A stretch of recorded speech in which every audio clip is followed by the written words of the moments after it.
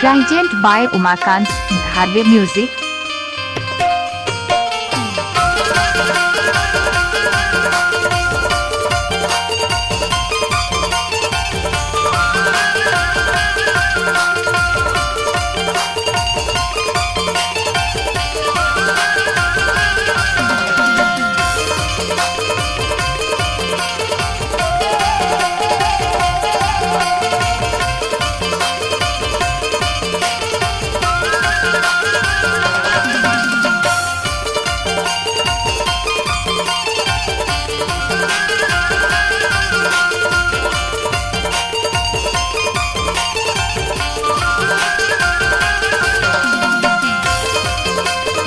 जोरदार तालियां हो जाए भाई, जोरदार तालियां। आप सभी के बीच हीरापुर गांव पीपल के शाम बुजुर्ग परिवार इस संगीत के साथ सागर प्रस्तुत है।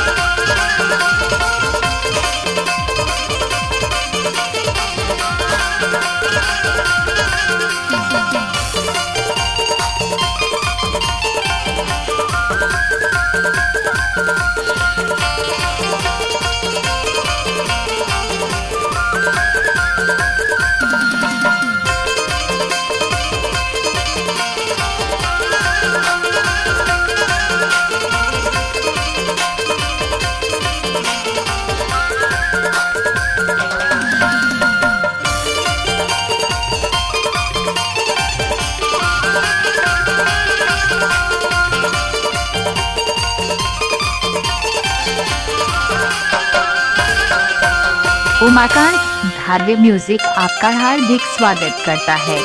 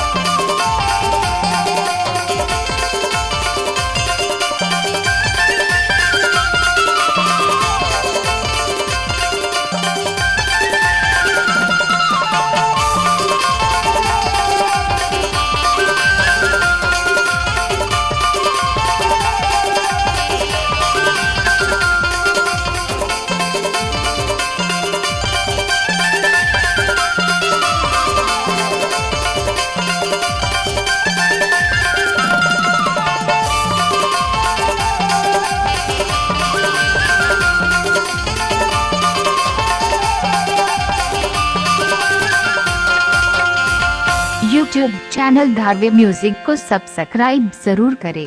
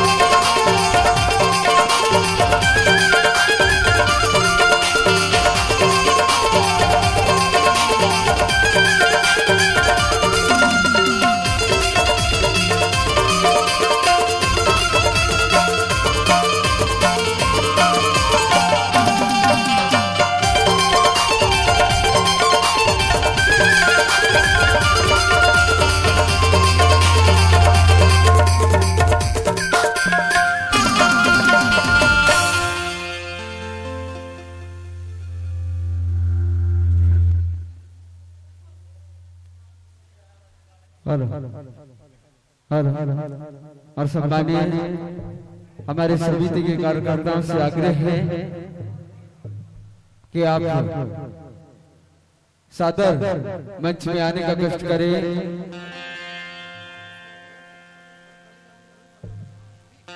सुखचैन पावली जी आपकी ओर से साफे 100 रुपए की राशि हीरापुर गांव पीपल की छांव लोक कला परिवार को प्राप्त हुआ है। और सम्मानित बड़े भाई कलीराम धुर्वे जी आपकी ओर से भी साप्रेम 50 रुपए की राशि हीरापुर गांव पीपल की छांव लोक कला परिवार को प्राप्त हुआ है। जोरदार तालियां हो जाए, जोरदार तालियां। और साथ ही सम्मानीय हमारे समिति नवयुवा संगठन समिति के सम्मानीय संचालक महोदय जी आपसे आग्रह है कि आप आए और भाई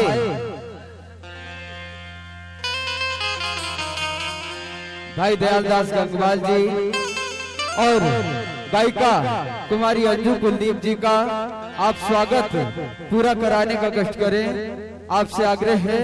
और हमारे बीच पावन मंडला से पहुंचे भाई संजय उइके जी आपकी ओर से भी साप्रेम